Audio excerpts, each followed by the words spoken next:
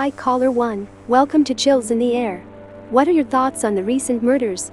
Hi, Rachel and Mark. I've been following the case closely, and there's something you haven't mentioned yet. The killer leaves a signature mark on each victim, something etched into their skin. That's quite a revelation. We appreciate your input. Can you provide any more details? I heard it's something written.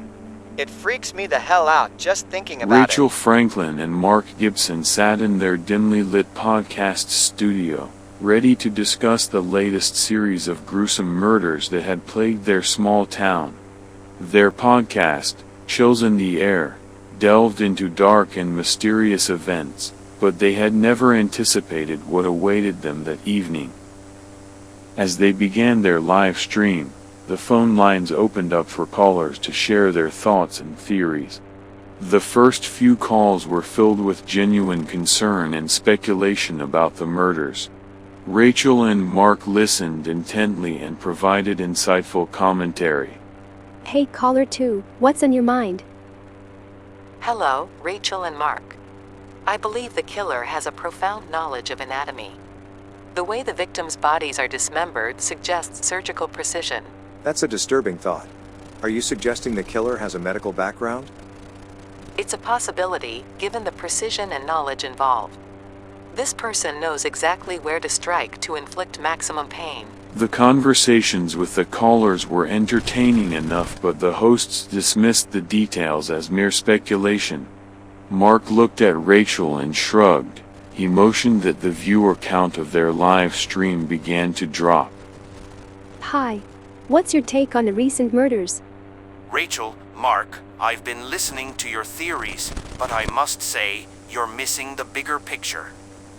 This killer is not just another psychopath. They have an intelligent motive. Interesting perspective. What makes you say that? I'm not at liberty to discuss all the details, but let's just say this killer isn't randomly selecting victims. There's a twisted method behind their madness. Can you provide any proof or further information? Your skepticism is understandable, but I implore you to consider the depth of the darkness that envelopes all of us. The murders are not random acts of violence, they are a symphony meticulously composed with precision and purpose. Each victim's demise is a stroke on the canvas of a masterpiece, a disturbing dance of cause and effect. The voice crackled through the speakers before ending the call. Rachel and Mark exchanged glances. They didn't take the caller seriously. They figured it was just some whack job getting his kicks by calling and pretending to be the actual killer. As the clock ticked closer to the end of their live show, Rachel and Mark prepared for their final segment. Suddenly, the phone rang, interrupting their thoughts. They decided to take one last call. I must say, you make for excellent entertainment. Who are you? How do you know so much about the murders? Oh, Rachel, my dear, ignorance can be a blissful refuge. Soon you will understand the depth of my intellect. This can't be real. You're just trying to frighten us. I want to expose the fragility of your world.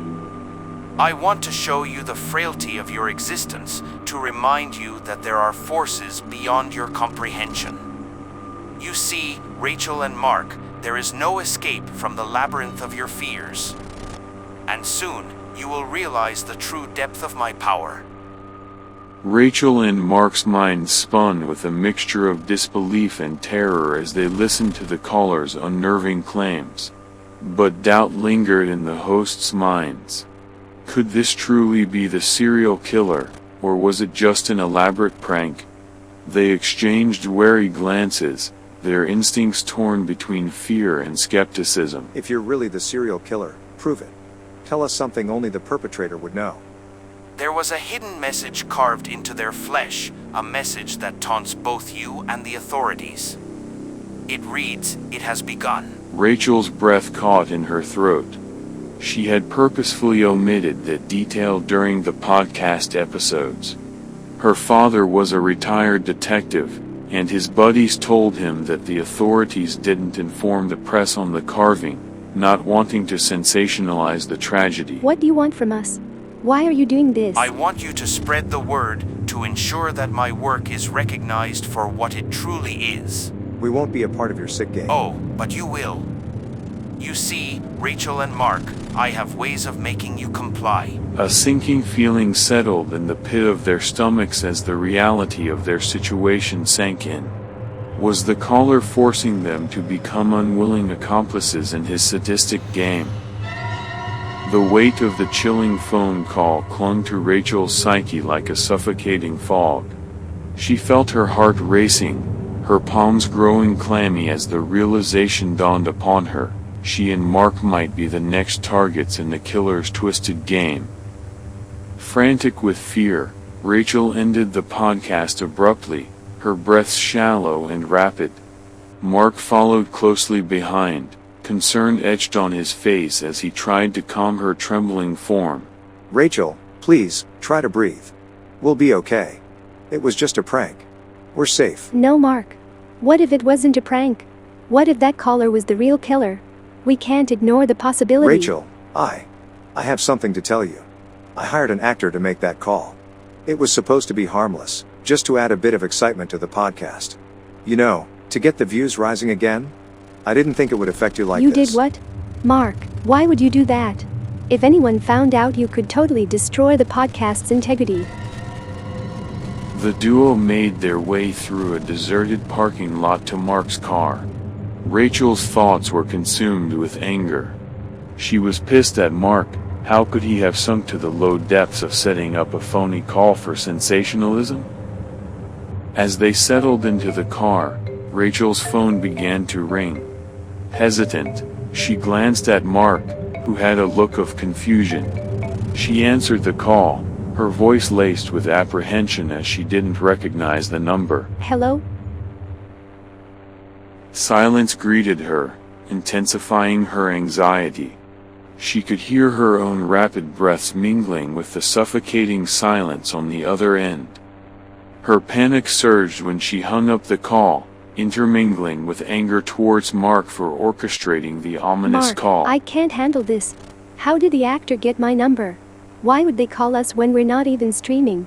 This is too much. Her phone rang again, and Rachel's distress heightened. She ignored the call, fearing the unknown on the other end. In the midst of her distress, Mark reached out, his voice trembling with frustration as he answered the call. Who is this? I've been listening. What I heard was a lot of details that are far from the truth. Who? Why are you calling us? I feel I have been wronged. Plagiarized, you might say. All I want is your attention. I would like to meet you, is all. If you're trying to get a rise out of us, you're wasting your time. Is that a fact? Let's get the hell out of here. Rachel's mind raced with a maelstrom of emotions after the call. As fear and desperation gripped her, and overwhelming curiosity gnawed at Rachel, compelling her to confront the darkness that lurked on the other end of the line. In a moment of vulnerability and defiance, Rachel's trembling hand hovered over her phone, contemplating whether to redial the number. A voice within her whispered that she needed to know, that she couldn't let the unknown consume her without a fight. I need to know, Mark. Maybe we could help catch this guy? Maybe if we could get him talking, he might say something that could give us a clue to his identity or whereabouts. Something we could tell the police. Mark hesitated for a moment. He knew, from news reports, that the killer was extremely vicious, but he also recognized the tenacity that burned within Rachel, the refusal to be mere victims in this terrifying game. Reluctantly, he nodded his agreement. Just then, a jolt of terror seized their bodies as they turned their heads slowly. Their eyes met each other's haunting gaze as a phone-ringing tone rang out loudly from the back seat.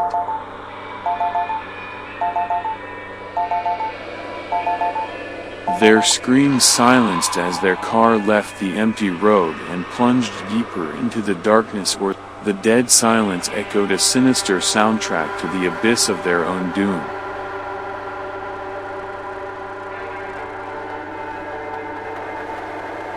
The world of podcasts never heard from Rachel and Mark again, their voices forever silenced by By a malevolent force that had ensnared them.